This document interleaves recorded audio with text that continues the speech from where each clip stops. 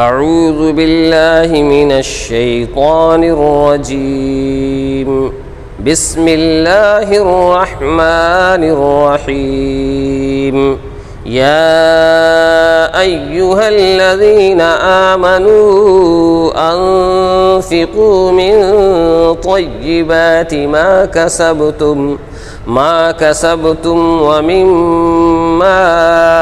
اخرجنا لکم من الارض ولا تيمموا الخبيث منه تنفقون ولستم بآخذيه إلا أن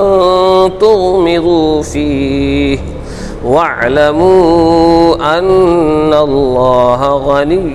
حميد۔ ترجمہ: اے ایمان والو، خرچ کرو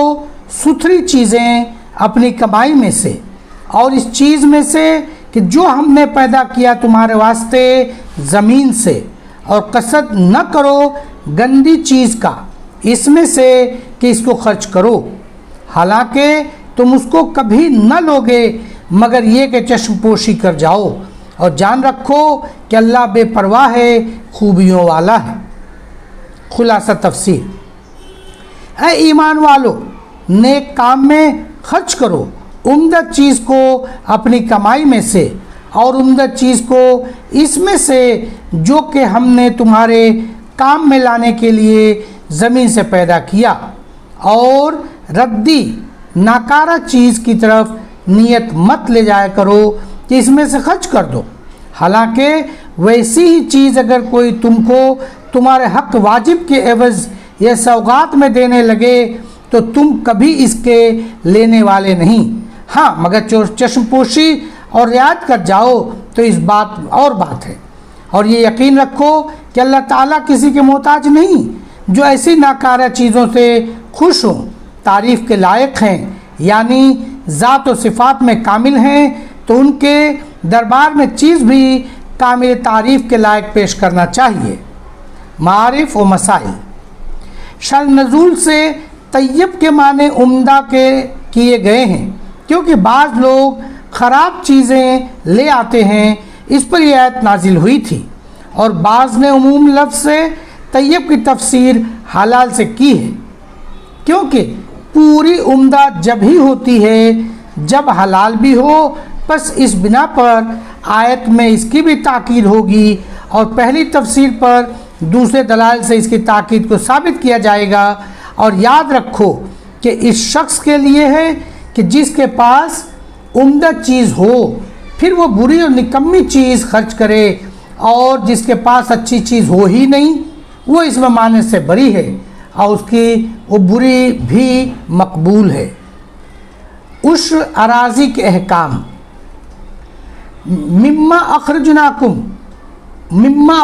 لکم میں لفظ اخرجنا سے اشارہ اس بات کی طرف ہے کہ عشری زمین میں عشر واجب ہے۔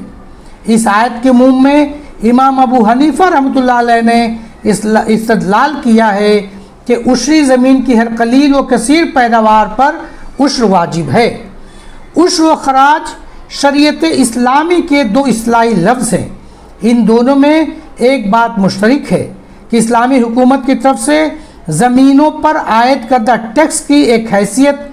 ان دونوں میں ہے۔ فرق یہ ہے کہ عشر فقط ٹیکس نہیں بلکہ اس میں ٹیکس سے زیادہ اصلی حیثیت عبادت مالی ہے، مثل زکوٰۃ کے، اسی لیے اس کو زکوٰۃ الارض بھی کہا جاتا ہے۔ اور خراج خالص ٹیکس ہے جس میں عبادت کی کوئی حیثیت نہیں۔ مسلمان چونکہ عبادت کے اہل اور پابند ہیں، ان سے جو زمین کی پیداوار کا حصہ لیا جاتا ہے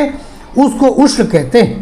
اور غیر مسلم چونکہ عبادت کے اہل نہیں، ان کی زمینوں پر جو کچھ عائد کیا جاتا ہے اس کا نام خراج ہے۔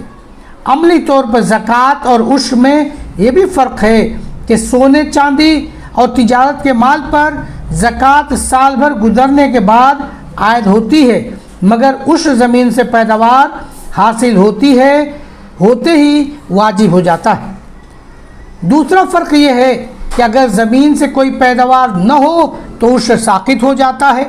لیکن اموال تجارت اور سونے چاندی پر اگر کوئی نفع بھی نہ ہو تب بھی سال ہونے پر اس پر زکوٰۃ فرض ہوگی۔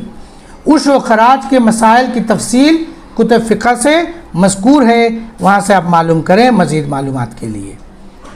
السلام علیکم ورحمۃ اللہ وبرکاتہ۔ Subscribe now and press the bell icon. Never miss an update.